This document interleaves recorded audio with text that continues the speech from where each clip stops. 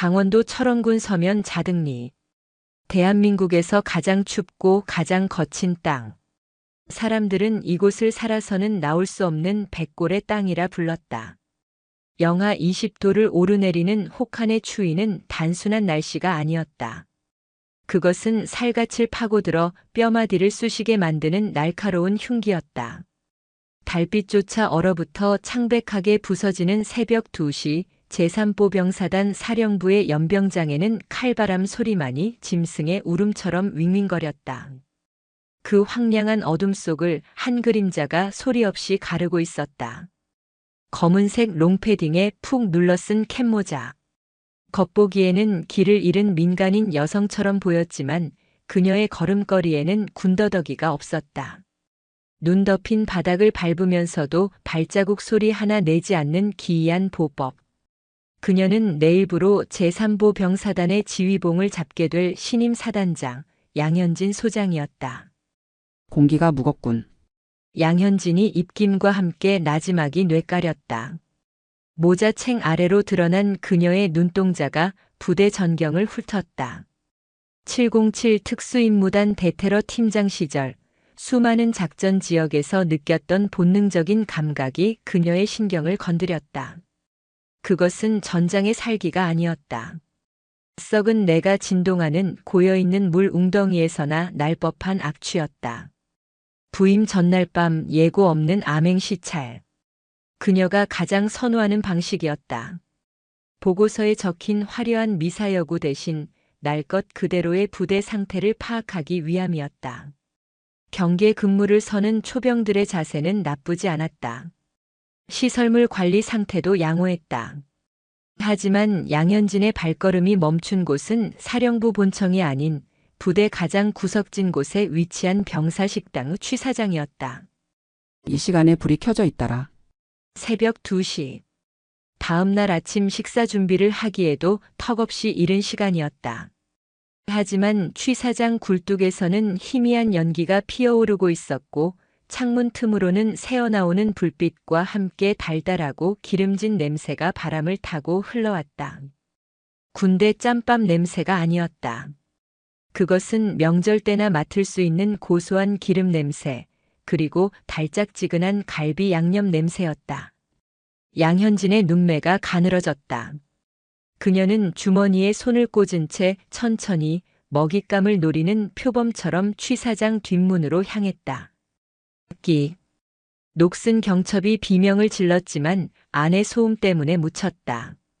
안으로 들어서자마자 훅 끼쳐오는 열기와 음식 냄새가 그녀의 코를 찔렀다. 그리고 그보다 더 선명하게 들어온 것은 지옥도와 다름없는 풍경이었다. 야, 거기 당근 썰어놓은 거 아직도 안 볶았어? 정신 안 차려? 죄송합니다. 기름이 모자라서. 식용유 창고에서 더 가져와. 원사님 오시기 전에 다 세팅 안 끝나면 우리 다 죽는다고. 6명의 조리병들이 땀범벅이 된 채 주방을 뛰어다니고 있었다. 그들의 눈밑은 퀭하게 꺼져 있었고 군복 상의는 이미 땀으로 젖어 등과 가슴에 달라붙어 있었다.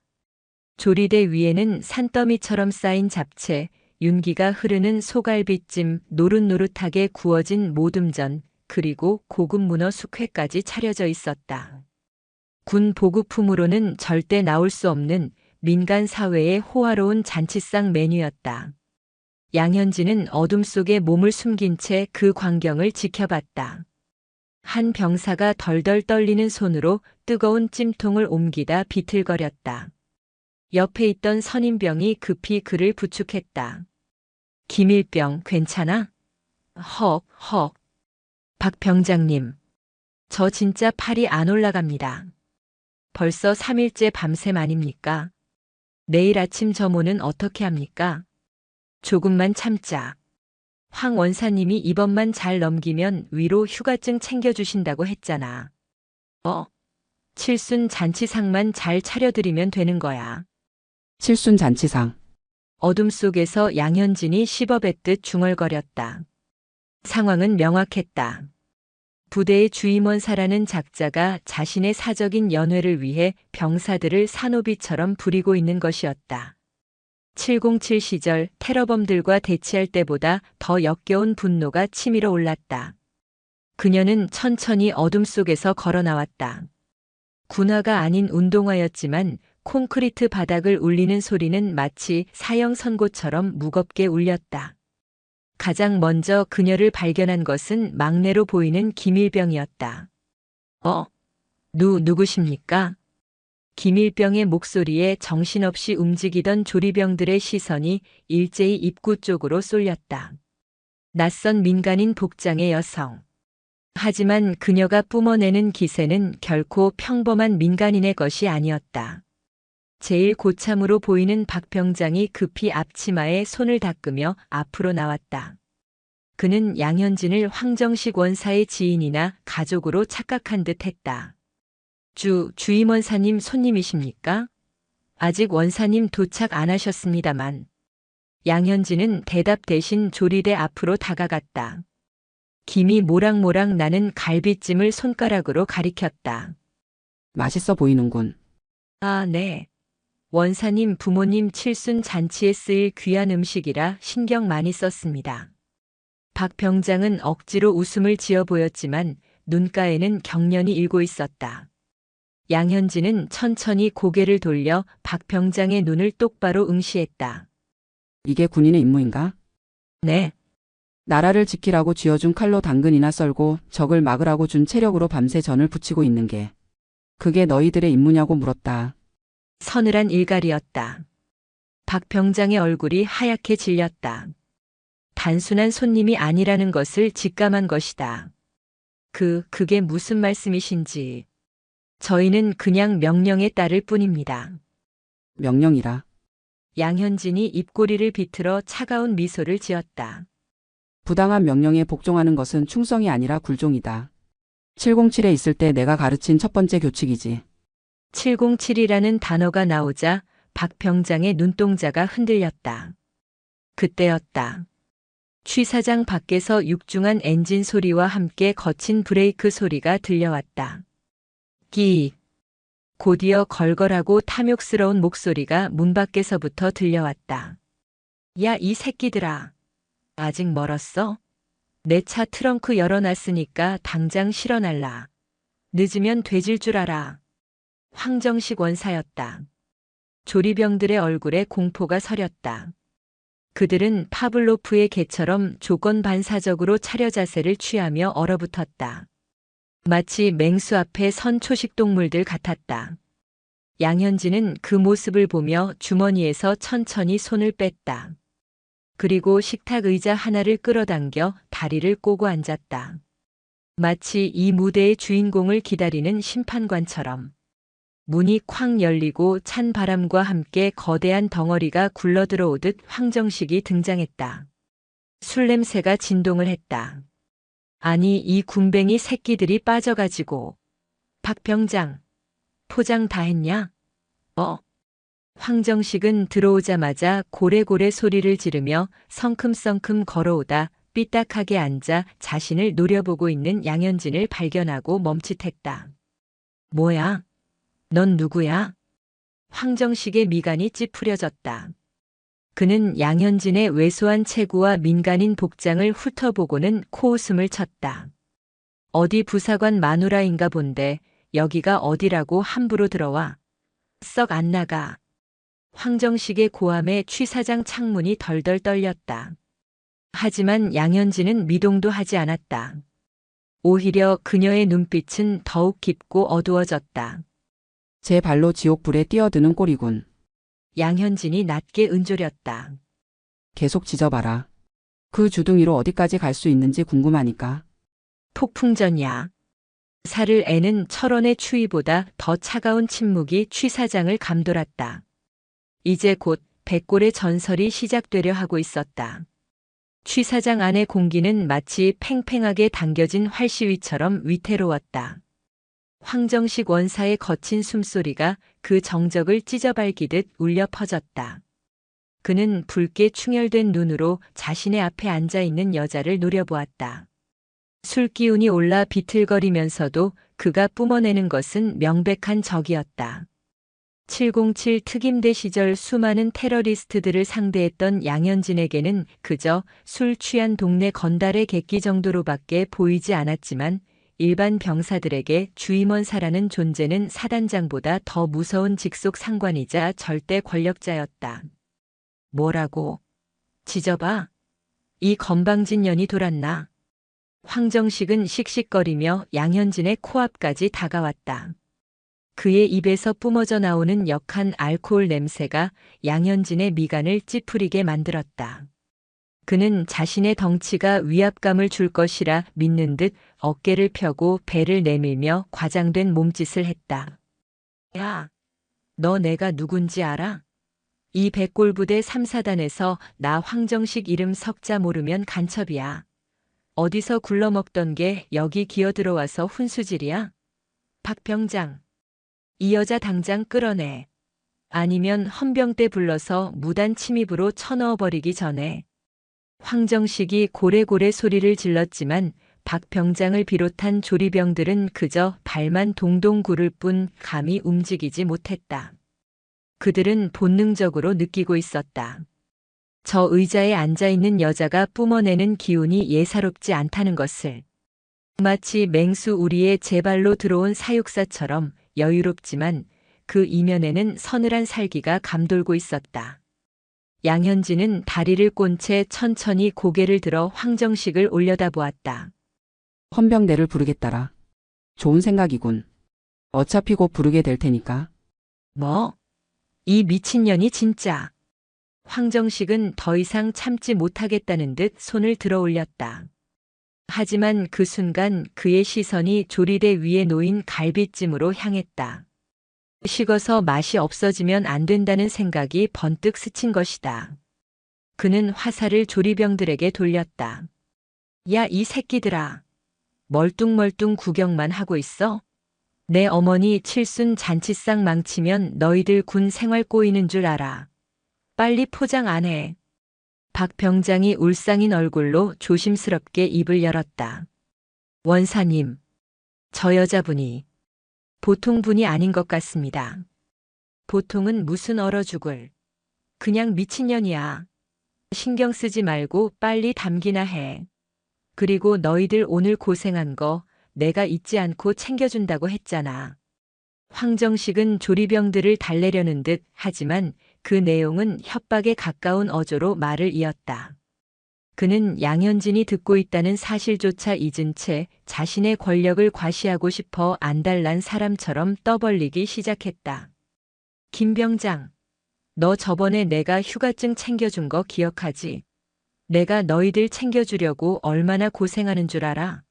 사단장 결제 도장 받는 게 쉬운 줄 아냐고. 김 병장은 얼굴이 사색이 되어 고개를 숙였다. 하지 말라는 눈빛을 보냈지만 이미 술에 취해 흥분한 황정식의 눈에는 들어오지 않았다. 솔직히 말해서 군대 월급 몇 푼이나 된다고 그거 가지고 생색이야? 내가 너희 위로 휴가증 챙겨주는 대신에 김 병장한테 50만 원 받고 판 게 뭐 잘못됐어? 서로 윈윈 아니야. 너희는 휴가 나가서 좋고 나는 용돈 벌어서 좋고 이게 바로 창조 경제야 이 새끼들아. 취 사장 안에 적막이 감돌았다. 그것은 단순한 조용함이 아니었다. 명백한 범죄 사실을 자백하는 상관의 목소리가 쩌렁쩌렁 울리는 기괴하고도 소름 끼치는 침묵이었다. 조리병들은 경악을 금치 못했다. 소문으로만 돌던 휴가증 매매가 사실이었다니. 자신들이 밤새워 피땀 흘려 일한 대가가 누군가의 뒷주머니로 들어가는 돈벌이 수단이었다니. 분노와 허탈감이 병사들의 눈동자를 흔들었다. 양현진은 그 모든 것을 듣고 있었다. 그녀의 입가에 차가운 조소가 맺혔다. 50만 원. 그게 내 놈이 매긴 병사들의 청춘값인가 보군. 그녀의 목소리는 낮았지만 취 사장 구석구석을 파고드는 힘이 있었다. 황정식은 그제야 흠칫하며 양현진을 돌아보았다. 그녀의 눈빛이 달라져 있었다. 아까까지의 무심함은 사라지고 마치 사냥감을 포착한 맹금류처럼 날카롭게 빛나고 있었다. 뭐라고 짓거리는 거야? 남의 영업 비밀에 토달지 말고 꺼지라고 했지. 황정식은 자신의 치부가 드러난 것이 찜찜했는지 아니면 그저 양현진의 눈빛이 기분 나빴는지 거친 손길로 양현진의 어깨를 잡아채려 했다. 이게 말로 하니까 못 알아쳐먹네. 소뚜껑만 한 손이 양현진의 가녀린 어깨를 향해 쇄도했다. 조리병들이 헉하고 숨을 들이켰다. 덩치 차이로 보나 힘으로 보나 여자가 바닥에 내동댕이 쳐질 것이 뻔해 보였다. 하지만 그 순간 믿을 수 없는 일이 벌어졌다. 퍽. 둔탁한 타격음이 났지만 비명을 지른 것은 양현진이 아니었다. 끄악. 황정식의 입에서 돼지 멱다는 소리가 터져 나왔다. 양현진은 앉은 상태에서 상체만 살짝 틀어 황정식의 손목을 낚아챘다. 그리고는 그대로 반대 방향으로 비틀어 버렸다. 인간의 관절이 꺾일 수 없는 방향이었다. 우두둑 소리와 함께 황정식의 몸이 기우뚱했다. 손버릇이 나쁘군. 군인보다는 양아치에 더 어울리는데. 양현진은 잡은 손목을 놓지 않은 채 자리에서 벌떡 일어났다. 그리고는 빈틈을 보인 황정식의 오금을 군화발이 아닌 운동화 끝으로 정확하게 걷어찼다. 퍽. 거구의 황정식이 힘없이 무릎을 꿇었다. 순식간에 시선이 역전되었다. 바닥에 처박힌 황정식과 그를 내려다보는 양현진. 그녀는 잡고 있던 황정식의 팔을 등 뒤로 꺾어 올리며 체중을 실어 눌렀다. 707 특임대 시절 근접 격투술 교관으로 활동하며 수백 번도 더 연습했던 제압술이었다. 힘으로 누르는 것이 아니라 상대의 관절 구조를 이용해 고통을 극대화하는 기술. 이거 안 놔. 너 진짜 죽고 싶어. 황정식이 바닥에 얼굴을 비비며 발악했다. 침과 먼지가 범벅이 된 그의 얼굴은 분노와 고통으로 일그러져 있었다. 죽고 싶은 건 내가 아니라 너 같은데. 감히 신성한 국방의 의무를 수행하는 병사들을 산업이 취급하고 그들의 권리를 돈으로 팔아먹어. 내 놈이 입고 있는 그 군복이 부끄럽지도 않나? 양현진은 황정식의 팔을 더욱 강하게 비틀었다. 황정식의 비명이 취사장을 쩌렁쩌렁 울렸다. 아, 팔. 내 팔 부러져. 야, 이 새끼들아. 뭐하고 있어? 전혀 안 잡고. 황정식은 조리병들에게 소리쳤지만 병사들은 이미 양현진의 압도적인 무력에 얼어붙어 꼼짝도 할 수 없었다. 아니, 오히려 속으로 통쾌해하고 있었다. 매일같이 자신들을 괴롭히던 악마 같은 주임원사가 정체불명의 여자에게 꼼짝 못하고 당하는 모습은 현실감이 없을 정도로 짜릿했다. 그때였다. 요란한 사이렌 소리와 함께 취사장 밖이 소란스러워졌다. 황정식의 비명을 들은 위병소 근무자가 상황을 전파한 모양이었다. 동작 그만. 모두 동작 그만. 취사장 문이 거칠게 열리고 완전 군장을 한 5분 대기조 병력과 당직 사관이 들이닥쳤다. 그들의 손에는 K 소총이 들려 있었다. 무슨 일이야? 당직 사관 박민수 중위는 눈앞의 광경을 보고 할 말을 잃었다. 부대의 실세라 불리는 황정식 원사가 낯선 여자에게 제압당해 바닥에 엎드려 있고 취사장 안은 잔치 음식 냄새로 진동을 하고 있었기 때문이다. 사관님, 전현이 간첩입니다. 나를 암살하려고 들어왔어. 쏴버려. 당장 쏴. 황정식이 구세주라도 만난 듯 악을 썼다. 박중희는 당황하여 총구를 양현진에게 겨눴다. 거기 여자분, 당장 원사님에게서 떨어지십시오. 안 그러면 발포하겠습니다. 5분 대기조 병사들도 긴장한 표정으로 포위망을 좁혀왔다. 일촉즉발의 상황. 자칫하면 총기 사고로 이어질 수도 있는 위험한 순간이었다. 하지만 양현진의 표정에는 티끌만 한 동요도 없었다. 그녀는 천천히, 아주 천천히 황정식을 놔주었다. 황정식은 헐레벌떡 기어서 박중희 뒤로 숨으며 소리쳤다. 저 미친년 당장 잡아. 내가 아주 본때를 보여줄 테니까. 양현진은 온 매무새를 가다듬고 주머니에서 무언가를 꺼냈다. 검은색 가죽으로 된 지갑. 그녀는 그것을 박중희의 눈앞에 펼쳐 보였다. 취 사장의 형광등 불빛을 받아 번쩍이는 신분증. 그리고 그 옆에 선명하게 박혀있는 계급장. 별 2개. 소장. 순간 박중희의 눈이 튀어나올 듯 커졌다. 그는 자신이 보고 있는 것을 믿을 수 없다는 듯 눈을 비비고 다시 쳐다보았다.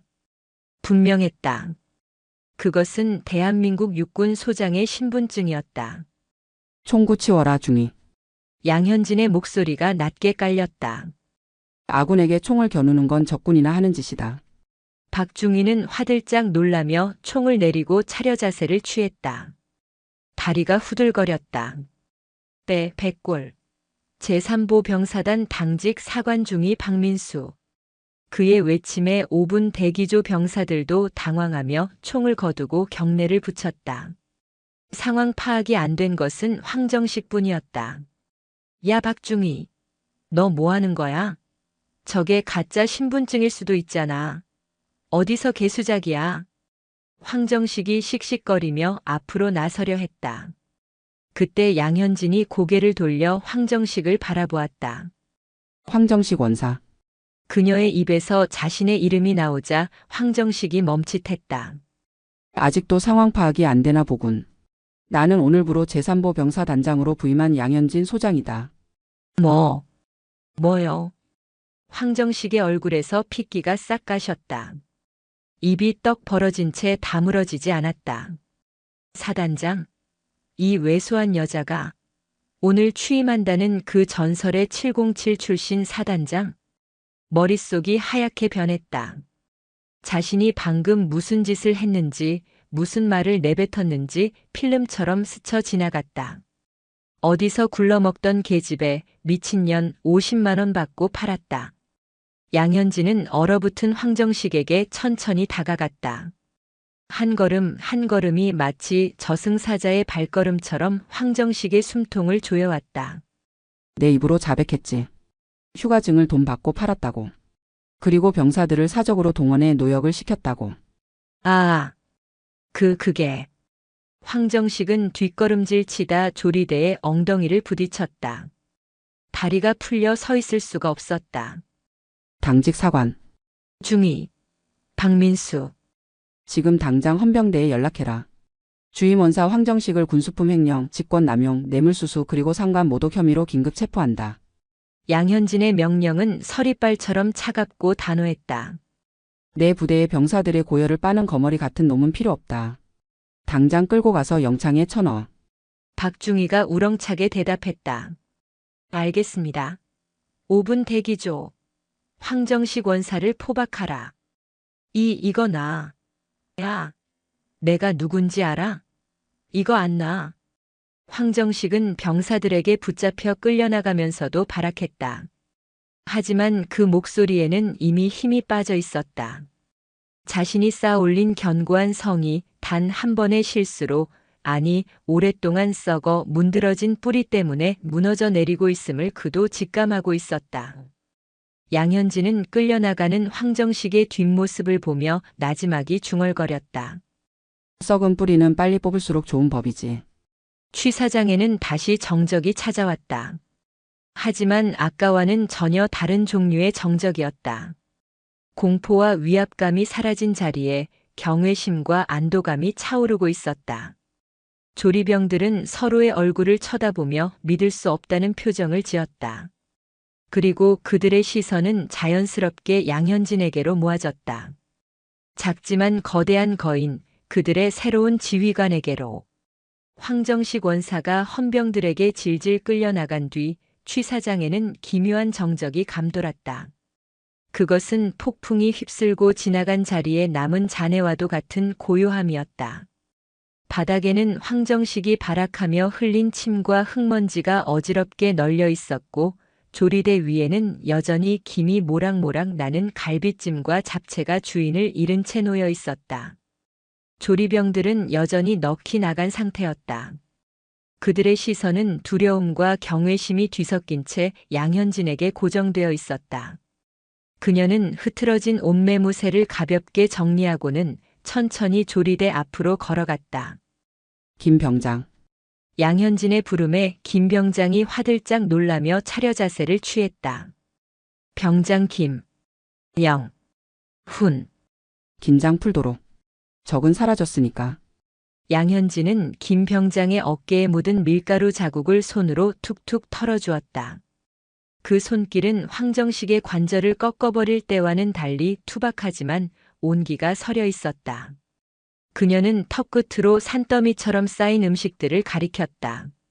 이 음식들 누가 만들었지? 저희들이 만들었습니다. 재료는 어디서 났나? 황 원사. 아니, 황정식이 외부에서 사재로 반입한 재료들과 부식 창고에 있던 고기를 일부 섞었습니다. 양현진은 고개를 끄덕였다. 그녀는 김이 피어오르는 쌀밥 한 덩이를 손으로 집어 맛을 보았다. 간이 잘 됐군. 훌륭해. 그녀는 취사장에 있는 모든 병사, 심지어 출동했던 5분 대기조 병력들까지 한자리에 모았다. 지금부터 명령을 내린다. 여기 있는 모든 음식은 너희들이 처리한다.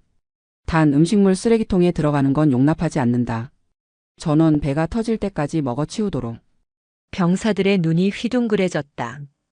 사단장님, 정말 저희가 먹어도 되는 겁니까? 이건 증거물로. 박민수 중위가 조심스럽게 물었지만 양현진은 단호하게 고개를 저었다. 증거는 이미 내 눈으로 확인했고 놈의 자백도 들었다. 이 음식에는 너희들의 밤샘 노동과 피땀이 들어가 있어. 놈의 탐욕을 위해 쓸 뻔했던 것을 너희들의 에너지로 바꿔라. 그게 정의다. 양현진은 주머니에서 수첩을 꺼내 무언가를 적었다. 그리고 황정식이 팔아먹었다는 휴가증. 내가 인사처장에게 지시해서 전수조사할 것이다. 김 병장 너를 포함해 여기 있는 조리병 전원에게는 4박 5일 특별 포상 휴가를 지급한다. 빼앗긴 권리를 되찾는 것 또한 군인의 의무니까. 그 순간 김 병장의 눈에서 굵은 눈물방울이 뚝 떨어졌다. 밤새 욕설을 들으며 전을 부치던 서러움, 저녁 날짜만 세며 참아왔던 모멸감이 한순간에 씻겨 내려가는 듯 했다. 감사합니다. 감사합니다, 사단장님. 여기저기서 훌쩍이는 소리가 들려왔다. 5분 대기조 병사들도 부러움과 존경의 눈빛으로 양현진을 바라보았다. 먹어라. 식기 전에. 양현진은 그 말을 남기고 뒤도 돌아보지 않은 채 취사장을 빠져나갔다.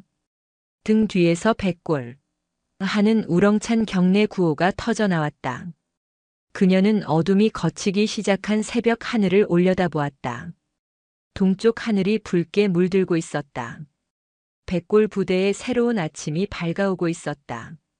몇 시간 뒤 오전 10시 사단 연병장 제3보 병사단장 이 취임식이 거행될 예정이었다. 연병장에는 수천 명의 장병이 오와 열을 맞춰 도열해 있었다. 영하 20도의 살인적인 추위였지만 누구 하나 미동도 하지 않았다. 아니, 할 수 없었다. 이미 새벽에 취사장에서 벌어진 사건이 부대 전체에 소문으로 퍼졌기 때문이었다.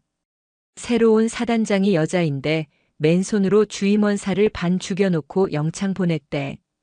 707 전설이라던데 눈빛만 봐도 지린다더라. 단상 위에 앉아있는 참모들과 예하 부대 지휘관들의 표정은 굳어 있었다. 특히 군수참모와 인사참모는 안색이 흑빛이었다. 황정식과 알게 모르게 유착관계를 맺고 있던 그들에게 황정식의 구속은 날벼락과도 같은 소식이었다. 사회자의 계식사가 울려 퍼지고 양현진 소장이 단상 위로 올라갔다. 정복을 입은 그녀의 모습은 왜소했지만 어깨에 빛나는 두 개의 별과 가슴에 달린 휘장들은 그녀가 걸어온 피 튀기는 전장을 증명하고 있었다. 양현진은 단상 중앙에 섰다. 그녀의 앞에는 추위를 막기 위해 설치된 투명 가림막과 발밑을 데워주는 히터가 놓여 있었다. 그녀는 그것들을 보더니 미간을 찌푸렸다. 치워. 마이크를 통해 그녀의 짧은 명령이 연병장에 울렸다. 의전 장교가 당황하며 뛰어왔다. 사단장님, 날씨가 너무 추워서. 내 병사들은 저 칼바람을 온몸으로 맞으며 서 있다. 지휘관이 따뜻한 온실 속에 숨어서 무슨 지휘를 하겠나. 당장 치워. 양현진의 서슬퍼런 호통에 의전 장교는 급히 히터와 가림막을 철거했다. 살을 애는 듯한 강풍이 양현진의 정복 자락을 거세게 흔들었다.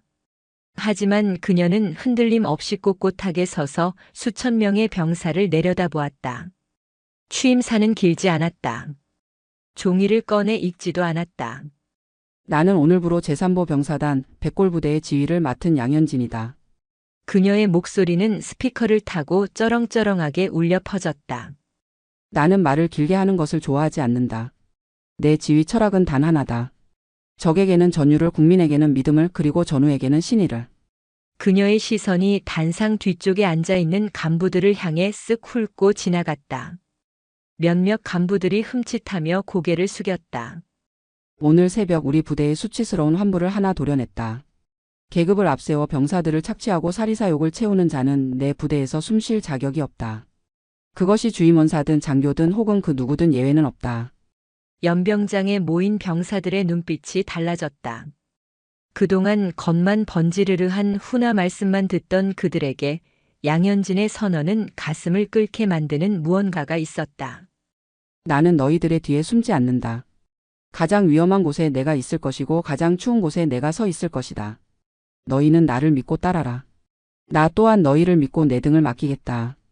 양현진은 주먹을 불끈 쥐고 하늘 높이 쳐들었다. 이상. 백골.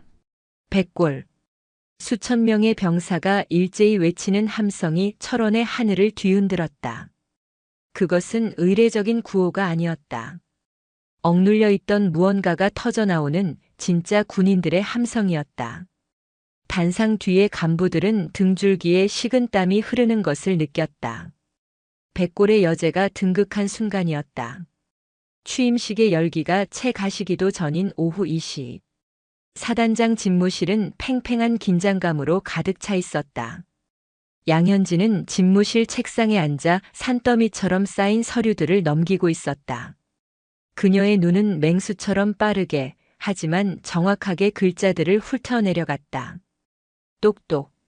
노크 소리와 함께 참모장이 들어왔다. 대령 계급장을 단 그는 둥글둥글한 인상이었지만 눈빛은 뱀처럼 교활해 보이는 인물이었다. 마석도 대령. 황정식 원사와 오랫동안 호형호재하며 부대 내의 이권에 깊숙이 개입해 있다는 소문이 무성한 자였다. 사단장님 취임식 하시느라 고생 많으셨습니다. 따뜻한 차라도 한 잔. 됐습니다. 양현진은 서류에서 눈을 떼지 않은 채 손을 들어 제지했다. 지금 내가 보고 있는 게 지난 분기 부식비 지출 내역서가 맞습니까? 마 대령의 눈썹이 꿈틀했다. 그는 능글맞은 웃음을 지으며 다가왔다. 네, 맞습니다. 전임 사단장님 결재까지 다 끝난 사안이라 문제 없을 겁니다. 문제 없다라. 양현진이 서류 뭉치를 책상 위에 툭 던졌다. 소갈비 300kg, 최고급 참기름 50병, 자연산 전복 20박스. 이게 일반 보병 사단 급식 재료로 들어왔다고 적혀 있군요. 그런데 오늘 새벽 취사장에서 내가 본 재료들과 일치하는 것 같습니다. 황정식 원사가 사적으로 유용했다던 그 재료들 말입니다. 마 대령은 짐짓 놀란 척 연기를 했다. 그럴 리가요. 아마 황 원사가 개인적으로 구매한 것과 혼동하신 게 아닐지. 참모장. 양현진이 의자를 돌려 마 대령을 정면으로 응시했다. 나를 바지사장 취급하는 건가 아니면 본인의 머리가 나쁘다고 광고하는 건가? 사단장님. 말씀이 너무 지나치십니다. 마 대령의 얼굴이 붉어졌다. 그는 대령이었다. 아무리 사단장이라 해도 초임 소장인 양현진에게 이런 모욕을 당하는 건 참기 힘든 일이었다. 황 원사가 구속되면서 입을 닫고 있을 것 같나? 헌병대에서 아주 술술 불고 있다고 하더군. 자신은 심부름꾼일 뿐이고 진짜 몸통은 따로 있다고. 사실은 거짓말이었다. 황정식은 아직 정신을 못 차리고 횡설수설하고 있었다. 하지만 양현진은 707 시절 신문 기술의 달인이었다. 상대의 불안 심리를 이용해 틈을 만드는 것. 마 대령의 동공이 흔들렸다. 몸통이라는 단어에 과민 반응하는 모습. 양현진은 확신했다. 황정식은 꼬리일 뿐이고 이자가 진짜라는 것을. 보급수송대대장 그리고 군수참모. 다 한통속이더군. 병사들이 먹어야 할 고기를 빼돌려서 인근 식당에 납품하고 그 대가로 뒷돈을 챙긴 정황. 내가 모를 줄 알았나? 양현진은 책상 서랍에서 또 다른 서류 봉투를 꺼내 마 대령 앞에 던졌다. 그것은 황정식의 관물대 비밀 공간에서 압수한 비밀 장부의 사본이었다. 새벽에 황정식을 제압하고 헌병대가 오기 전 양현진이 직접 그의 사무실을 뒤져 찾아낸 것이었다. 마 대령이 떨리는 손으로 서류를 집어들었다. 그 안에는 날짜와 금액, 그리고 상납받은 사람의 이니셜이 적혀 있었다. M. 마석도의 M이 분명했다. 이건 조작입니다. 음해입니다. 조작인지 아닌지는 헌병대 수사관들이 판단하겠지. 양현진이 자리에서 일어났다. 그녀는 마 대령에게 천천히 다가갔다. 작은 체구였지만 그녀가 뿜어내는 기세에 눌려 마 대령은 뒷걸음질 쳤다. 대령 마석도. 지금 이 시간부로 직무 정지다. 집무실에서 대기하도록. 곧 중앙수사단에서 사람이 올 거다. 사단장님, 이러시면 곤란합니다. 제가 이 부대에서 3년을 있었습니다. 위쪽 라인에 아는 분들도 많고. 마 대령은 다급한 마음에 인맥을 들먹이며 협박 아닌 협박을 시도했다. 하지만 그것은 불난집에 기름을 붓는 격이었다. 양현진의 눈빛이 차갑게 가라앉았다. 위쪽 라인? 그래, 그 라인이라는 놈들 다 불러와봐. 내 앞에서 계급장 떼고 붙어보자고 하지. 나는 잃을 게 없는 사람이야. 오직 내 조국과 내 부하들 말고는. 그녀의 목소리에는 살기가 어려 있었다. 마 대령은 그제야 깨달았다. 이 여자는 타협이라는 걸 모르는 종자라는 것을. 정치질과 줄타기로 점철된 자신의 군 생활 방식이 이 야수 같은 여자 앞에서는 통하지 않는다는 것을. 나가.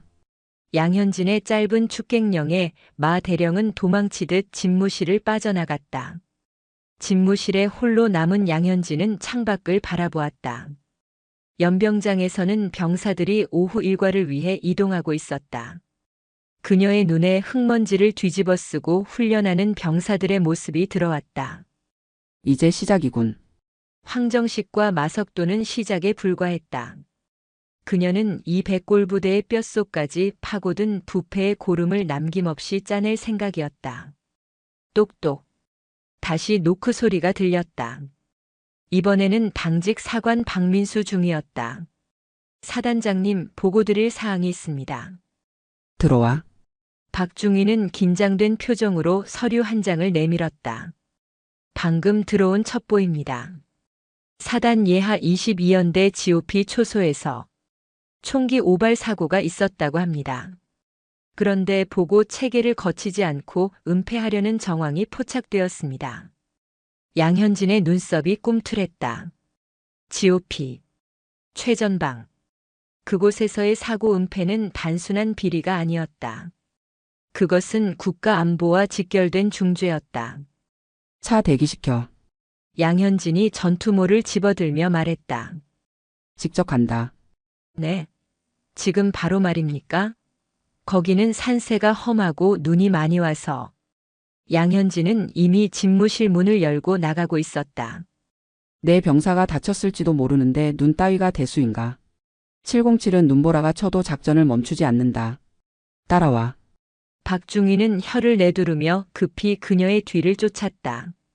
3사단에 부임한 지 하루도 채 되지 않아 그녀는 벌써 두 번째 전장을 향해 달려가고 있었다.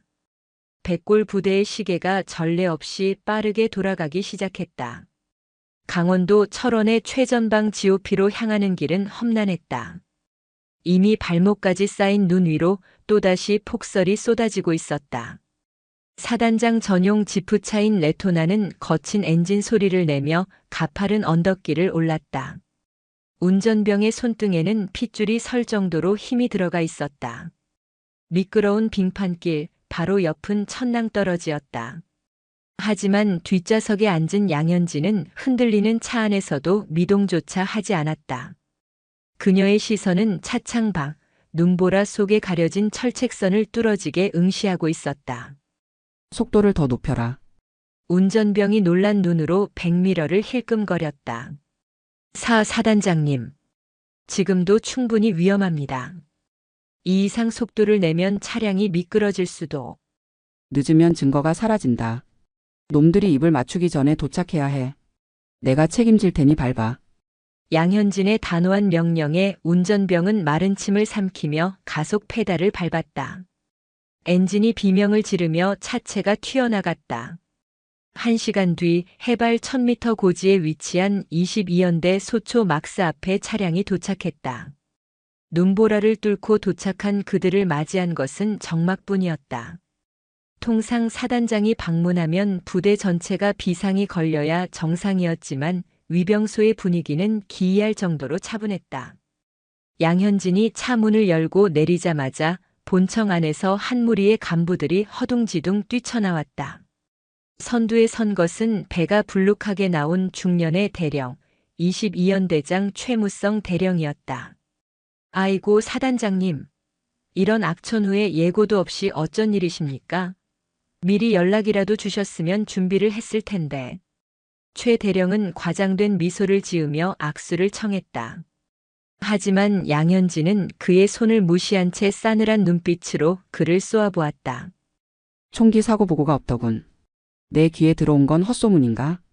최 대령의 눈꼬리가 파르르 떨렸다. 그는 짐짓 억울하다는 표정을 지었다. 아, 그건 말씀이십니까? 별거 아닙니다. 경계 근무 투입 중에 이등병 녀석이 빙판길에 미끄러지면서 총을 떨어뜨렸는데 그때 놀이쇠가 전진하면서 공포탄 한 발이 터진 겁니다. 다친 사람도 없고 단순한 장비 오작동이라. 공포탄? 양현진이 최 대령의 말을 끊었다. 내가 받은 첩보에는 실탄이라고 되어 있는데. 순간 최 대령의 얼굴에서 핏기가 가셨다. 뒤에 서 있던 중대장과 소대장들도 눈을리 마주치지 못하고 고개를 숙였다. 누가 그런 허위 보고를. 절대 아닙니다. 제가 직접 확인했습니다. 그럼 확인해 보면 알겠지. 피해 병사 어디 있나?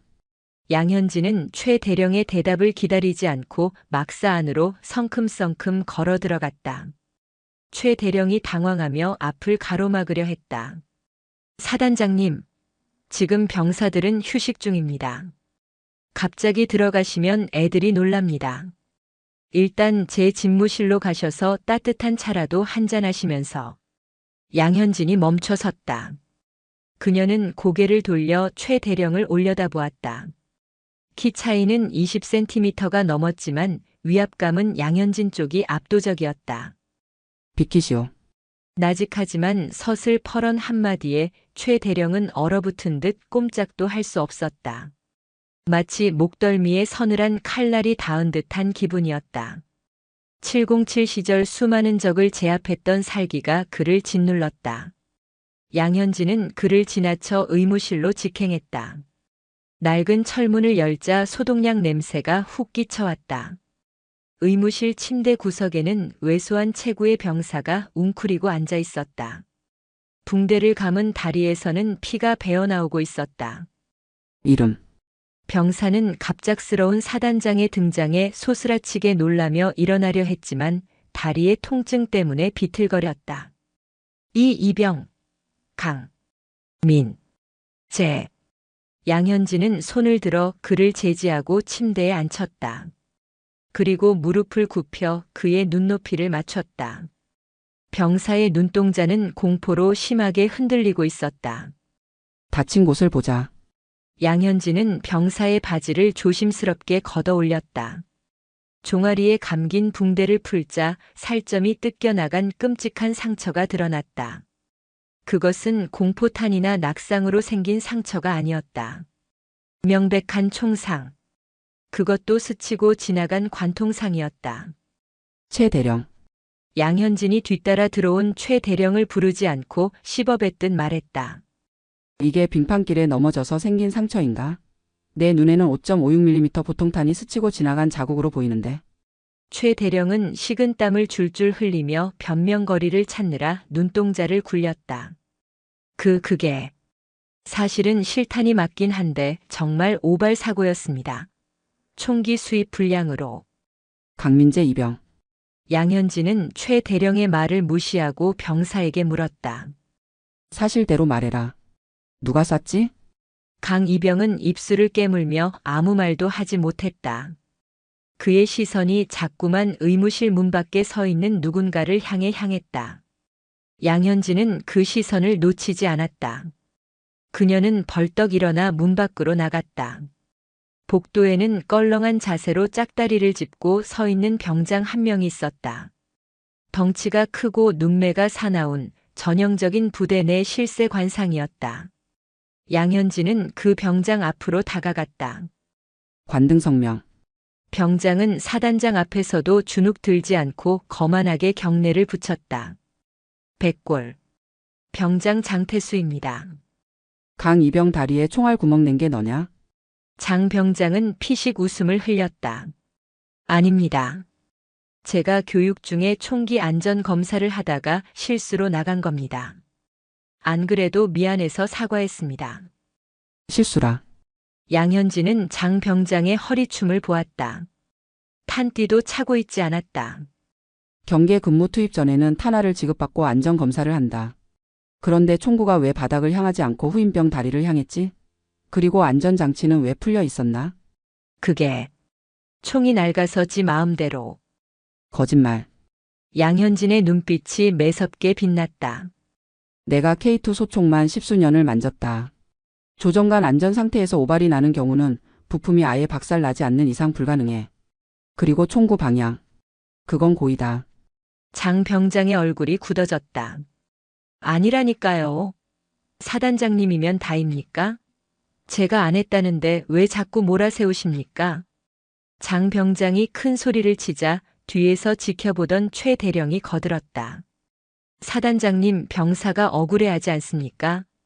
그리고 장 병장 아버지가 국방부 고위 공무원이라 함부로 다루시면 나중에 골치 아파질 수도. 최 대령이 말실수를 했다. 양현진의 고개가 천천히 최 대령에게로 돌아갔다. 국방부 고위 공무원? 그녀의 입가에 비릿한 미소가 번졌다. 그래서 덮었군. 실탄으로 사람을 쏴놓고 아버지가 무서워서. 아니, 무서워서가 아니라 부대 관리 차원에서. 부대 관리 차원에서 살인 미수를 덮어? 내 놈들이 그러고도 군인이야?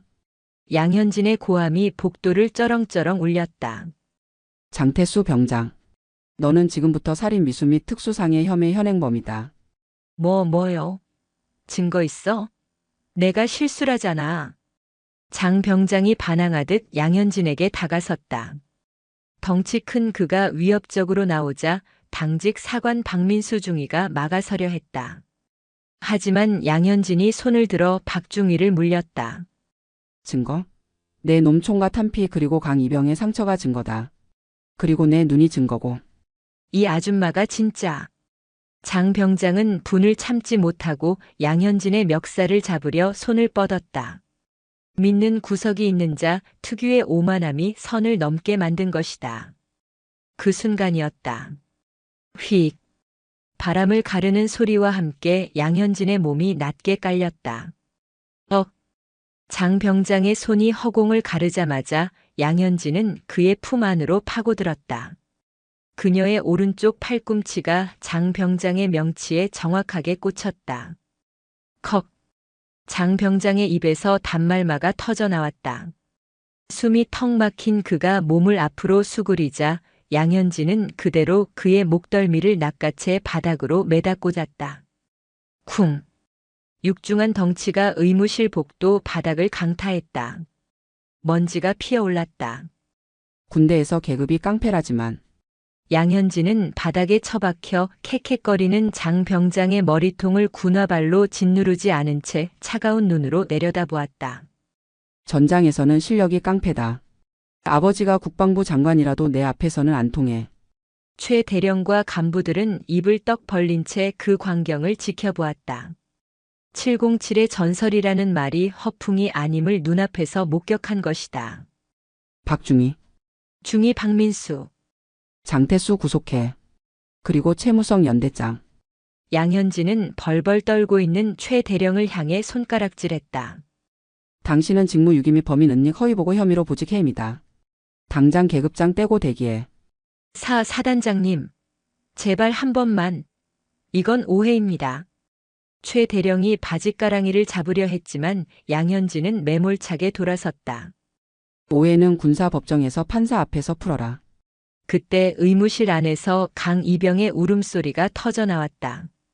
그동안 억눌려왔던 공포와 서러움이 양현진의 등장으로 툭 터지듯 쏟아져 나온 것이다.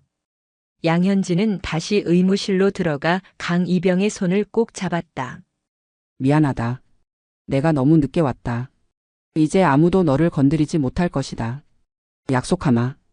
백골 부대의 가장 높은 곳, 가장 추운 GOP에도 뜨거운 정의가 흐르기 시작했다. 하지만 이것은 시작에 불과했다. 최 대령과 장 병장의 뒤에는 더 거대한 늑대들이 숨어 있었다. GOP에서의 소동이 정리될 무렵 날씨는 더욱 악화되었다. 폭설은 이제 앞이 보이지 않을 정도로 거세져 화이트아웃 현상까지 일어나고 있었다. 양현진은 임시로 마련된 GOP 지휘 통제실에 앉아 있었다. 그녀의 앞에는 포박당한 장태수 병장과 고개를 떨군 최무성 대령이 무릎을 꿇고 있었다. 보고 똑바로 해라. 장태수가 쏜 총알 정말 실수였나? 양현진은 장 병장의 부소대장을 추궁했다. 부소대장 하사는 겁에 질려 있었다. 그게 장 병장이 평소에 강이병을 괴롭히는 걸 즐겼습니다. 그날도 담력 테스트를 한다면서 실탄을 장전하고 강이병 발밑을 향해 쏘는 러시안 룰렛 흉내를 냈습니다. 그러다가 강이병이 겁을 먹고 움직이는 바람에 러시안 룰렛? 양현진의 눈썹이 꿈틀했다. 단순히 홧김에 쏜 것이 아니라 계획적이고 악랄한 가혹 행위였다. 최 대령 이 사실을 알고 있었나? 최 대령은 땀을 비오듯 흘리며 대답하지 못했다. 침묵은 긍정이었다. 병사가 장난감 취급을 당하다가 총에 맞았는데 그걸 덮어. 내 놈들은 군복을 입은 양아치만도 못해. 그때 통제실의 무전기가 지직거렸다. 여기는 백골 본부. 사단장님 긴급 통신입니다. 군단 사령부에서 연락이 왔습니다. 양현진이 수화기를 들었다. 양현진 소장이다. 수화기 너머로 들려온 목소리는 굵고 위압적이었다. 나 군단 인사처장이네. 양 소장, 지금 22연대에서 무슨 짓을 벌이고 있는 건가? 범죄자를 잡고 있습니다. 장태수 병장 말인가? 그 친구 아버지가 누군지 알고나 이러는 거야? 지금 국방부에서 전화가 빗발치고 있어. 그냥 적당히 영창 보내고 징계하는 선에서 끝내게. 괜히 긁어부스럼 만들지 말고. 압력이었다. 장태수의 아버지가 손을 쓴 모양이었다. 양현진의 눈빛이 차갑게 가라앉았다. 처장님. 그래. 말귀를 알아듣는구먼. 최 대령도 내가 잘 아는 후배니까 이번 한 번만. 제 부하가 총에 맞았습니다. 양현진의 목소리가 낮게 깔렸다. 적군이 쏜 총이 아니라 아군이라 믿었던 선임의 총에 맞았습니다. 그런데 그걸 덮으라고요? 국방부 장관 할아버지가 와도 그건 안 됩니다. 뭐? 이 사람이 진짜. 자네 진급하기 싫어. 옷 벗고 싶어. 수화기 너머에서 고함이 터져 나왔다.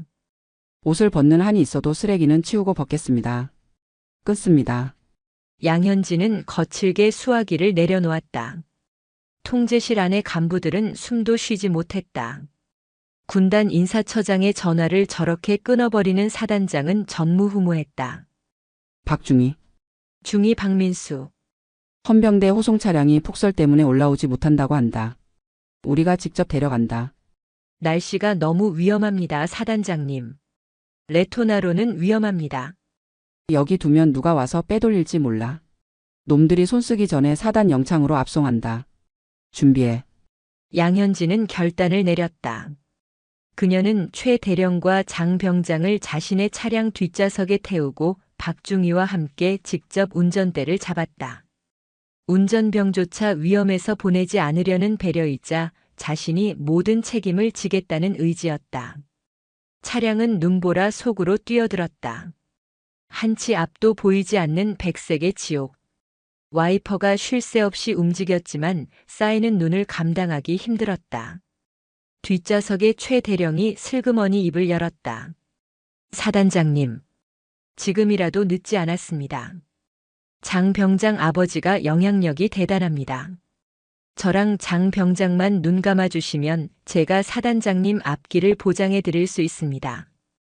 이번에 군수업체 선정건도 있고. 입 다물어. 양현진은 백미러로 그를 노려보았다. 한마디만 더 하면 여기서 내려서 걸어가게 만들겠다. 최 대령은 입을 꾹 다물었다. 하지만 그의 눈은 불안하게 창밖을 살피고 있었다. 무언가를 기다리는 눈치였다. 산 중턱을 내려올 때쯤이었다. 길을 막고 있는 쓰러진 나무가 보였다. 양현진은 급히 브레이크를 밟았다. 차량이 미끄러지며 멈춰 섰다. 이런 날씨에 나무가 쓰러지다니. 양현진은 무언가 이상함을 감지했다. 나무의 절단면이 너무나 깨끗했다. 바람에 꺾인 게 아니라 누군가 인위적으로 베어넘긴 흔적. 박중희 문 잠그고 절대 나오지 마. 양현진은 문을 열고 내렸다. 눈보라가 뺨을 때렸다. 그녀는 천천히 쓰러진 나무 쪽으로 다가갔다. 그때였다. 숲속에서 검은 그림자 2개가 튀어나왔다. 군복을 입고 있었지만 계급장도 명찰도 없는 정체불명의 사내들이었다. 그들의 손에는 쇠파이프와 진압봉이 들려 있었다. 사단장님, 비키십시오. 저희는 장 병장님 신변만 확보하면 됩니다. 마석도 대령이 보낸 사병들이거나 장태수 집안에서 고용한 용역 깡패들일 가능성이 높았다. 군 부대 안까지 이런 놈들이 들어왔다는 사실에 양현진의 분노가 머리끝까지 치솟았다. 감히 사단장 앞길을 막아? 내 놈들이 살아서 돌아갈 생각은 없나 보구나. 사내들이 달려들었다. 쇠파이프가 양현진의 머리를 노리고 날아왔다. 휙! 양현진은 고개를 살짝 숙여 피함과 동시에 상대의 품으로 파고들었다. 그녀의 주먹이 사내의 턱을 올려쳤다. 퍽! 단 한 방. 사내는 눈이 뒤집히며 눈밭에 꼬꾸라졌다. 남은 한 명이 당황하며 진압봉을 휘둘렀지만 양현진에게는 슬로 모션처럼 보였다. 그녀는 진압봉을 잡은 손목을 낚아채 꺾어버리고 그대로 발을 걸어 넘어뜨렸다. 우당탕. 순식간에 2명의 거한이 제압당했다. 707의 인간 병기였던 그녀에게 이 정도는 몸풀기에도 미치지 못했다. 양현진은 쓰러진 사내 중 한 명의 멱살을 잡고 일으켜 세웠다. 누가 시켰나? 그게 마 참모장님이. 예상대로였다. 직무 정지된 마석도 대령이 최후의 발악을 한 것이다. 장태수의 아버지와 결탁해서 증인을 빼돌리려 한 것. 양현진은 놈들을 눈밭에 굴려놓고 다시 차에 탔다. 뒷좌석의 최 대령과 장 병장은 공포에 질려 사색이 되어 있었다. 방금 벌어진 격투를 차 안에서 똑똑히 본 것이다. 이 여자는 괴물이다. 건드려서는 안 될 영린을 건드렸다는 것을 뼈저리게 느꼈다. 똑똑히 봐라. 양현진이 백미러를 통해 그들에게 말했다. 너희를 지켜주던 권력과 돈 인맥. 그런 건 이 눈보라 앞에서는 아무 소용없어. 오직 정의와 힘만이 살아남는다. 양현진은 엑셀을 밟았다. 쓰러진 나무 따위는 문제가 아니었다. 레토나는 굉음을 내며 나무 옆 좁은 틈을 비집고 뚫고 나갔다. 꽉 잡아라. 사단 본부까지 논스톱으로 간다. 폭설 속을 질주하는 지프차. 그 안에는 백골 부대의 모든 부조리를 끝장내려는 양현진의 서슬 퍼런 의지가 타고 있었다. 이제 사단 본부로 돌아가면 마석도 대령과 그 뒤에 숨은 검은 손들을 모조리 잘라낼 차례였다. 사단 사령부의 밤은 낮보다 뜨거웠다. 폭설을 뚫고 귀환한 레토나가 본청 현관 앞에 멈춰 섰을 때 이미 상황은 걷잡을 수 없이 흘러가고 있었다. 마석도 참모장이 직무정지 명령을 무시하고 사령부 경비병력을 동원해 본청을 봉쇄하고 있었기 때문이었다. 정지. 아무도 들어갈 수 없습니다. 참모장님 명령입니다. 현관을 지키던 경비소대장이 떨리는 목소리로 외쳤다. 그의 총구는 양현진이 타고 온 차량을 향해 있었지만 눈동자는 갈피를 잡지 못하고 흔들렸다. 차 문이 열리고 양현진이 내렸다. 피 묻은 붕대를 감은 손, 헝클어진 머리카락, 그러나 눈빛만은 형형하게 빛나고 있었다. 그녀는 뒷좌석 문을 열어 짐짝처럼 구겨져 있던 최무성 연대장과 장태수 병장을 끌어내렸다. 두 사람은 공포와 추위에 질려 입술이 파랗게 질려 있었다. 비켜라. 양현진의 목소리는 낮았지만 눈보라를 뚫고 경비병들의 귓가에 선명하게 박혔다. 사단장님. 죄송합니다. 참모장님이 사단장님이 정신 이상 증세를 보이며 난동을 부리고 있다고 무장 해제시키라고 하셨습니다. 정신 이상이라. 양현진이 피식 웃음을 터뜨렸다. 그 웃음소리가 너무나 서늘해 경비병들은 저도 모르게 뒷걸음질 쳤다. 자신의 부하를 쏜 범죄자를 잡고 그 뒤를 봐준 썩은 상관을 잡아온 게 정신 이상이라면 그래. 나는 기꺼이 미친년이 되겠다. 하지만 그녀가 한 걸음 내딛자 경비병들의 포위망이 모세의 기적처럼 갈라졌다. 내 앞길을 막는 자는 적군으로 간주한다. 백골 부대원이라면 적이 누구인지 지켜야 할 상관이 누구인지 판단해라. 소대장은 잠시 망설이다가 결심한 듯 총구를 내리고 차려 자세를 취했다. 길을 열어라. 사단장님 입장하신다. 충성. 백골. 병사들의 경례를 받으며 양현진은 죄인들을 끌고 본청 로비로 들어섰다. 로비 중앙에는 마석도 참모장이 헌병들을 대동하고 서 있었다. 그는 양현진이 살아서 돌아온 것을 보고 경악을 금치 못했다. 사단장. 이게 무슨 짓입니까? 연대장을 납치하고 병사를 폭행하다니. 이건 명백한 군법 위반입니다. 마석도는 선수를 쳐서 큰 소리를 쳤다. 자신이 보낸 용역들이 실패했다는 사실을 숨기기 위한 발악이었다.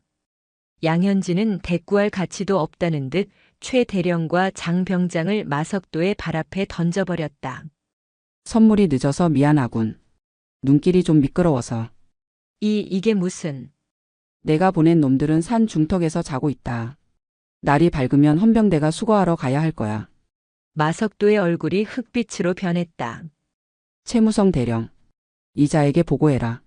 내가 누구 지시를 받고 사건을 은폐했는지. 바닥에 엎드려 있던 최 대령이 울먹이며 마석도의 바짓가랑이를 잡았다. 참모장님, 살려주십시오. 시키는 대로 다 하지 않았습니까? 장관님 아들 일만 잘 덮으면 별 달게 해주신다고. 마석도가 기겁하며 최 대령을 발로 걷어찼다. 이 미친놈이 무슨 헛소리야. 나는 그런 적 없어. 박중희 방송 켜. 양현진의 명령에 뒤따라 들어온 박민수 중위가 로비에 있는 안내 방송용 마이크를 켰다. 스피커를 통해 본청 전체는 물론 영내 스피커가 있는 모든 곳으로 소리가 송출되기 시작했다. 제3보 병사단 전 장병에게 알린다.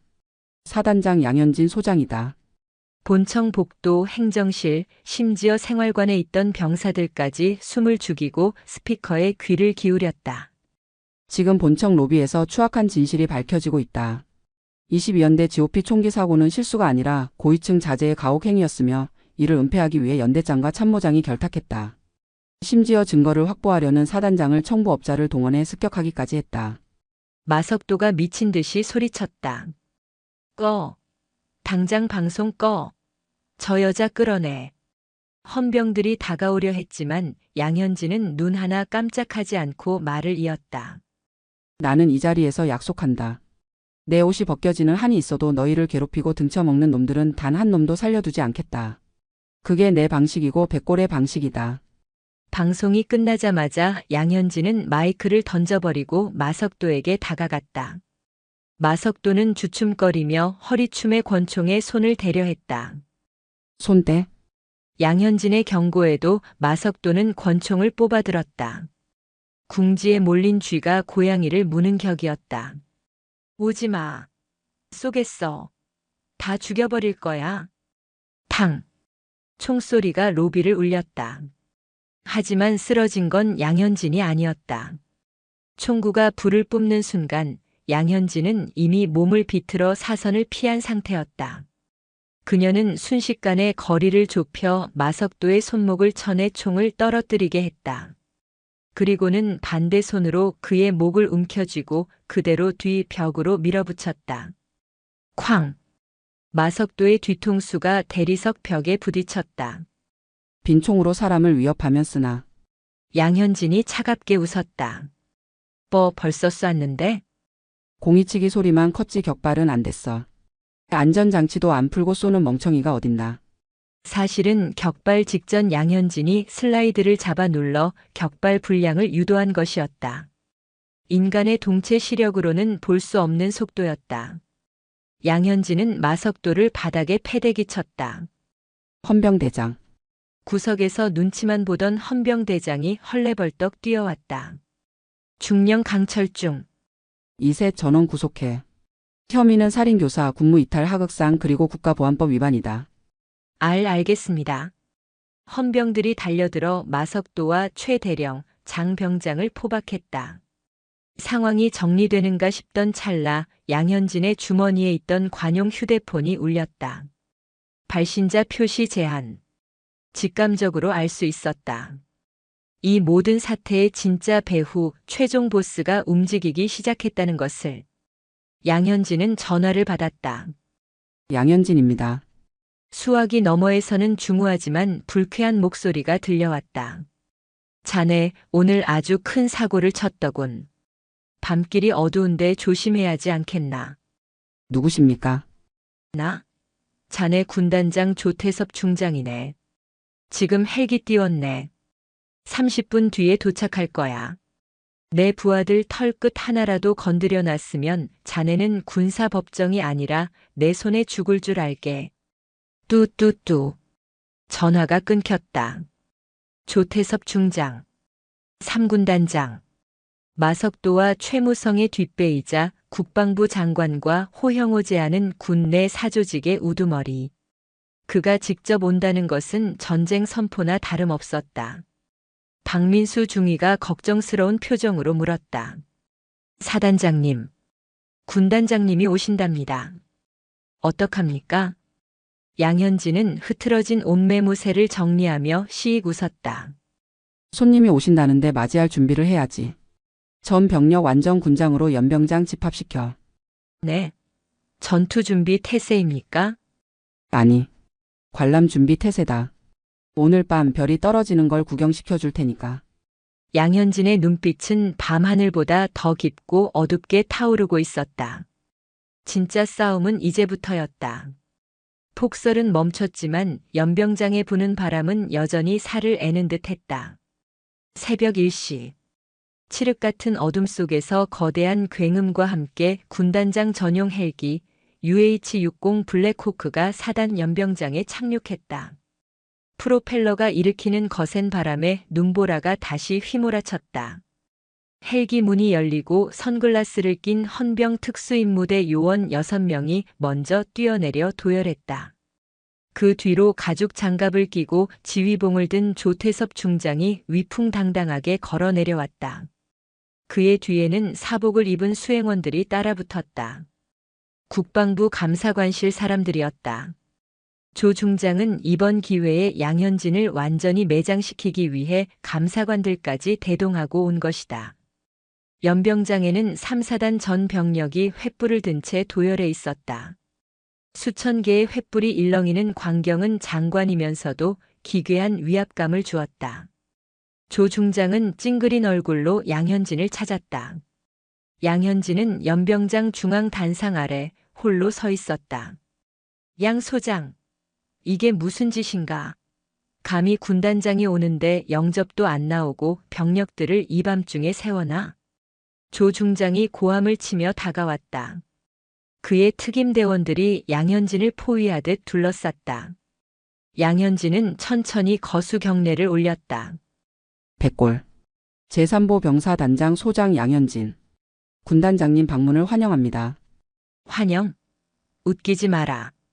내년이 내 참모들을 구속하고 난동을 부렸다면서 지금 당장 저것들 풀어주고 무릎 꿇어. 안 그러면 즉결 처분이다. 조 중장이 지휘봉으로 양현진의 가슴팍을 쿡쿡 찔렀다. 명백한 모욕이었다. 병사들이 동요하며 웅성거렸다. 양현진은 지휘봉을 바라보았다. 군단장님. 적법한 절차에 의해 범죄자를 구속했습니다. 풀어줄 수 없습니다. 범죄자? 내가 뭔데 판단해? 내가 법이고 내가 군대야. 특임대. 저 여자 체포해. 항명죄다. 조 중장의 명령에 특임대원들이 곤봉을 꺼내 들고 양현진에게 달려들었다. 사단장님. 박민수 중위와 3사단 헌병들이 막으려 했지만 양현진이 손을 들어 제지했다. 끼어들지 마라. 이건 내 싸움이다. 특임대원 한 명이 곤봉을 휘둘러 양현진의 어깨를 내리쳤다. 퍽. 양현진은 피하지 않았다. 둔탁한 소리와 함께 그녀의 몸이 휘청거렸다. 때린 특임대원이 오히려 당황했다. 707 전설이라더니 왜 안 피하지? 양현진은 고통을 삼키며 다시 똑바로 섰다. 하나. 뭐? 상관에 대한 폭행. 하나 정립했다. 그 말이 떨어지기가 무섭게 양현진의 몸이 사라졌다. 아니, 너무 빨라 사라진 것처럼 보였다. 콰직. 가장 앞에 있던 특임대원의 팔이 기괴한 각도로 꺾였다. 비명도 지르기 전에 양현진의 발차기가 그의 턱을 강타했다. 거구의 요원이 허수아비처럼 날아가 눈밭에 처박혔다. 나머지 5명이 동시에 달려들었다. 그들은 대테러 훈련을 받은 정예 요원들이었다. 하지만 양현진에게 그들은 그저 덩치 큰 훈련병에 불과했다. 양현진은 상대의 힘을 역이용했다. 주먹이 날아오면 흘려보내고 발차기가 들어오면 관절을 밟아 부러뜨렸다. 우두둑, 퍽, 쿵. 눈밭 위에서 벌어지는 1대6의 싸움. 춤을 추듯 유려하지만 결과는 참혹했다. 1분도 채 되지 않아 6명의 특임대원이 바닥에 뒹굴며 신음하고 있었다. 양현진은 숨 하나 흐트러지지 않은 채 조 중장 앞으로 걸어갔다. 조 중장의 얼굴이 공포로 일그러졌다. 그는 뒷걸음질 치며 감사관들을 방패막이로 삼으려 했다. 이 미친년. 너 지금 반란을 일으킨 거야. 다 보고 있어. 감사관들. 저거 기록해. 다 찍어. 양현진은 조 중장의 코앞까지 다가가 멈췄다. 그녀는 품에서 녹음기 하나를 꺼냈다. 반란이라. 반란은 당신이 일으켰지. 딸깍. 녹음기가 재생되었다. 장관님 걱정 마십시오. 양 소장 그 계집에 하나 묻는 건 일도 아닙니다. 22연대 총기 사고는 제가 알아서 덮겠습니다. 애들 입단속 시켰고 마석도 대령한테 뒤처리는 맡겼습니다. 대가로 약속하신 차기 총장 자리는 조 중장의 목소리였다. 아까 헬기를 타고 오면서 국방부 장관과 통화한 내용이 고스란히 흘러나왔다. 이게 어떻게? 헬기 조종사 헤드셋 통신망. 보안이 뚫려 있더군요. 707 정보가 후배들이 수고 좀 해줬습니다. 조 중장은 다리에 힘이 풀려 주저앉았다. 이 녹음 파일이 공개되면 그는 끝이었다. 아니, 국방부 장관까지 줄줄이 엮여 들어갈 대형 스캔들이었다. 그리고 하나 더. 양현진이 손가락을 튕겼다. 그러자 본청 옥상에서 거대한 스크린이 내려왔다. 빔 프로젝터가 켜지고 화면이 나타났다. 화면 속에는 육군본부 헌병감실의 로고가 박혀 있었다. 그리고 실시간 화상회의로 연결된 육군참모총장의 얼굴이 보였다. 육군참모총장 대장 김기현이다. 연병장에 있던 모든 인원이 얼어붙었다. 삼성 장군인 조 중장마저 벌벌 떨며 일어났다. 조 총장님. 화면 속의 참모 총장은 녹이 띈 얼굴로 조 중장을 노려보고 있었다. 조태섭 중장. 자네가 내 부하들을 사적인 용병처럼 부리고 사건을 은폐 조작한다는 보고를 양 소장에게 실시간으로 다 받았다. 방금 자네가 양 소장을 폭행하도록 지시하는 장면까지 아주 잘 봤어. 양현진은 이미 이 모든 상황을 육군본부에 생중계하고 있었던 것이다. 양현진 소장. 넷. 사단장 양현진. 지금 이 시간부로 조태섭 중장의 보직을 해임한다. 그리고 현장에서 긴급 체포하여 육군본부로 압송하라. 헌병감실 병력이 도착할 때까지 신병을 확보해. 명 받았습니다. 화면이 꺼졌다. 연병장에는 바람 소리조차 들리지 않는 정적이 흘렀다. 조 중장은 넋이 나간 표정으로 중얼거렸다. 말도 안 돼. 내가 누군데? 내가. 양현진은 쓰러져 있는 조 중장에게 수갑을 던졌다. 철그럭 소리가 정막을 깼다. 직접 차시겠습니까? 아니면 제가 채워드릴까요? 조 중장은 떨리는 손으로 수갑을 집어들지 못하고 고개를 떨구었다. 양현진은 박민수 중위에게 눈짓했다. 박 중위가 다가와 조 중장의 손목에 수갑을 채웠다. 백골. 어디선가 누군가 외쳤다. 그 소리는 불씨가 되어 연병장 전체로 퍼져나갔다. 백골, 백골, 백골. 수천 명의 병사가 횃불을 높이 들고 함성을 질렀다. 그것은 부패한 지휘관들이 물러나고 진정한 리더가 탄생했음을 알리는 승리의 포효였다.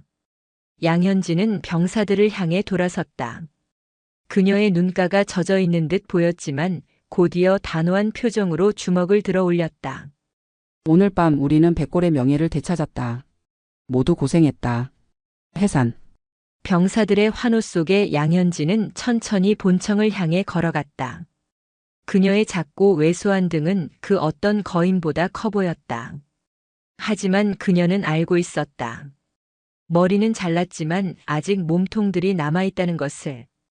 국방부 장관 그리고 그 뒤에 숨은 정치권의 검은 손들. 양현진은 주먹을 꽉 쥐었다. 다음은 서울이다. 그녀의 눈빛이 밤하늘의 북극성처럼 차갑게 빛났다. 철원의 밤이 지나고 서울의 아침이 밝았다. 하지만 양현진이 도착한 서울 용산구 국방부 청사의 공기는 철원보다 더 차갑고 탁했다. 그녀는 군복이 아닌 정복을 갖춰 입고 있었다. 가슴에 달린 수많은 훈장과 약장들이 그녀가 걸어온 피의 역사를 증명하고 있었다. 양현진 소장, 이쪽입니다. 안내를 맡은 헌병 장교의 표정은 딱딱하게 굳어 있었다. 그는 양현진을 범죄자 취급하며 지하 벙커에 위치한 특별조사실로 이끌었다. 조태섭 중장을 체포한 직후 국방부 장관 명의로 긴급 소환장이 날아왔다. 표면적인 이유는 지휘권 남용 및 군사 기밀 유출 혐의에 대한 조사였지만 실상은 그녀를 제거하기 위한 인민재판이나 다름없었다. 조사실 문이 열리자 매캐한 담배 연기가 훅 끼쳐왔다. 창문 하나 없는 밀실. 그곳에는 3명의 남자가 앉아 있었다. 중앙에는 장태수 병장의 아버지이자 국방부 기획조정실장인 장석훈이, 양옆에는 군 검찰단장과 기무부대장이 앉아 있었다. 대한민국 군 권력의 실세들이었다. 장석훈 실장이 담배를 비벼 끄며 비릿한 웃음을 지었다. 어서 오십시오, 백골의 여제님.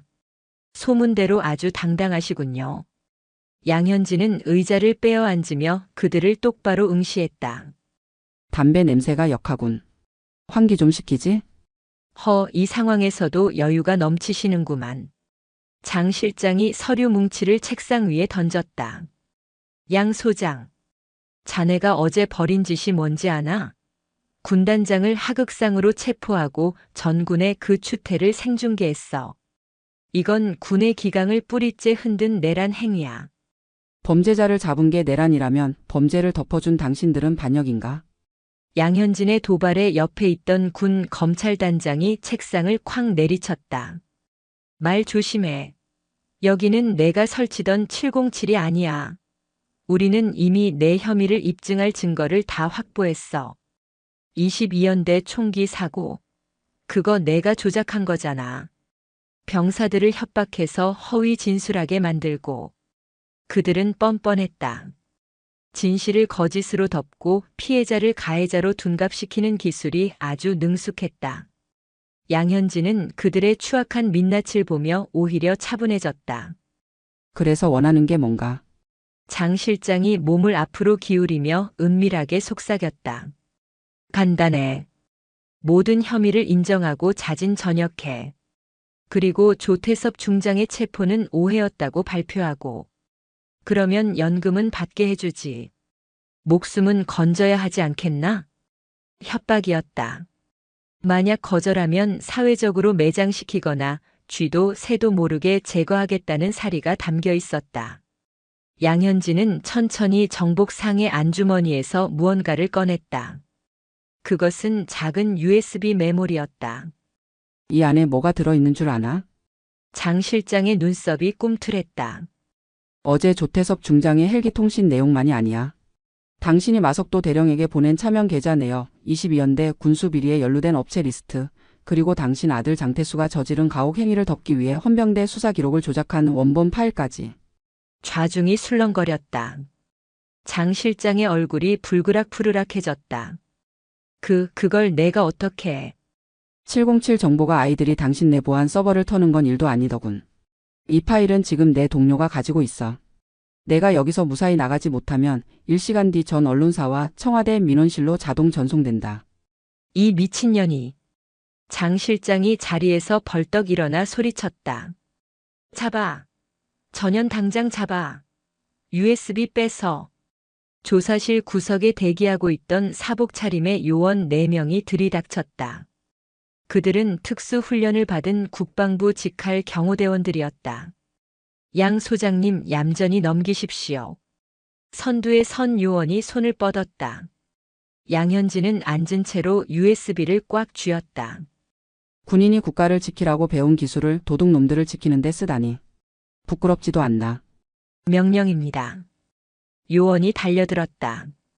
쾅! 양현진이 앉아있던 의자를 발로 차 책상을 밀어버렸다. 책상이 요원들에게 밀려나며 그들의 진영이 무너졌다. 그 틈을 타 양현진은 책상 위로 뛰어올랐다. 명령? 썩은 명령은 거부하는 게 군인이다. 그녀의 몸이 공중에서 회전하며 가장 가까이 있던 요원의 관자놀이를 군화 뒤축으로 가격했다. 퍽! 억소리도 내지 못하고 요원이 쓰러졌다. 남은 3명이 동시에 덤벼들었다. 좁은 밀실 안에서의 난투극. 양현진에게는 오히려 유리한 전장이었다. 그녀는 책상 위에서 뛰어내리며 요원의 팔을 낚아채 꺾어버리고 그 반동을 이용해 뒤에서 덮치려던 다른 요원의 명치를 팔꿈치로 찍었다. 크악! 순식간에 3명이 바닥을 굴렀다. 마지막 남은 요원이 품에서 3단봉을 꺼내 휘둘렀다. 쉭 소리를 내며 날아온 쇠봉이 양현진의 머리를 노렸다. 양현진은 고개를 살짝 숙여 피함과 동시에 요원의 품으로 파고들었다. 그녀의 손바닥이 요원의 턱 밑을 강타했다. 뇌가 흔들리는 충격에 요원의 눈이 뒤집혔다. 불과 30초. 대한민국 최고의 경호대원 4명이 제압당했다. 양현진은 흐트러진 넥타이를 고쳐 매며 장석훈 실장 앞으로 걸어갔다.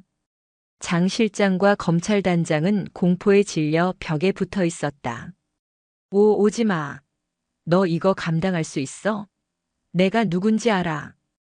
양현진은 책상 위에 놓여있던 장 실장의 명패를 집어들었다. 기획조정실장 장석훈. 금박으로 된 무거운 명패였다. 알지. 자식 교육 잘못시키고 나랏돈 빼먹은 도둑놈. 그녀는 명패를 바닥에 내동댕이 쳤다. 쨍그랑 소리와 함께 명패가 두 동강 났다. 당신 아들 장태수가 내 병사 다리에 구멍을 냈을 때 당신은 내 가슴에 구멍을 냈다. 이제 그 대가를 치를 시간이다. 그때 조사실에 잠긴 문이 쾅 하고 부서지듯 열렸다. 동작 그만. 전원 동작 그만.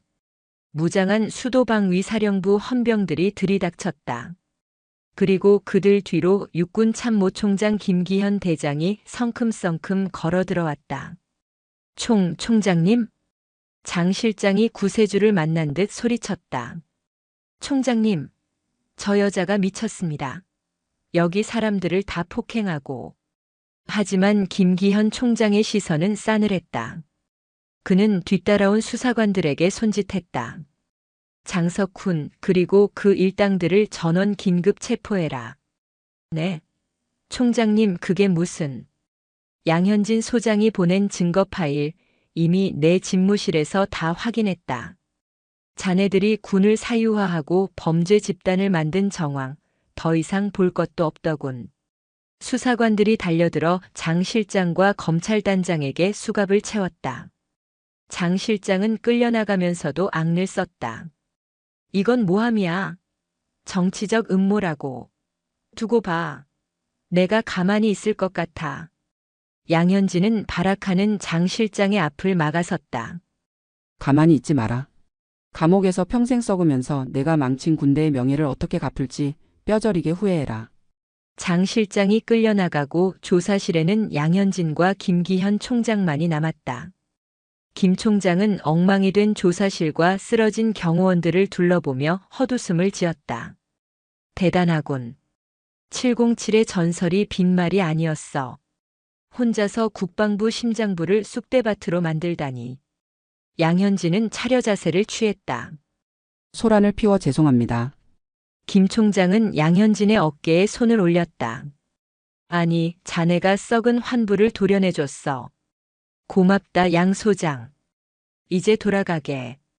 자네 병사들이 기다리고 있다. 양현진은 깊게 고개를 숙였다. 백골. 그녀가 조사실을 나서자 국방부 복도의 창문 너머로 햇살이 쏟아져 들어오고 있었다. 기나긴 어둠의 터널을 지나 드디어 진짜 아침이 오고 있었다. 국방부에서의 대숙청이 있은 지 일주일 후. 뉴스는 연일 군 내부 비리 수사 결과로 도배되었다. 장석훈 실장을 비롯한 뇌물 수수 카르텔 조태섭 전 군단장의 직권 남용, 그리고 22연대 총기 사고의 진실까지.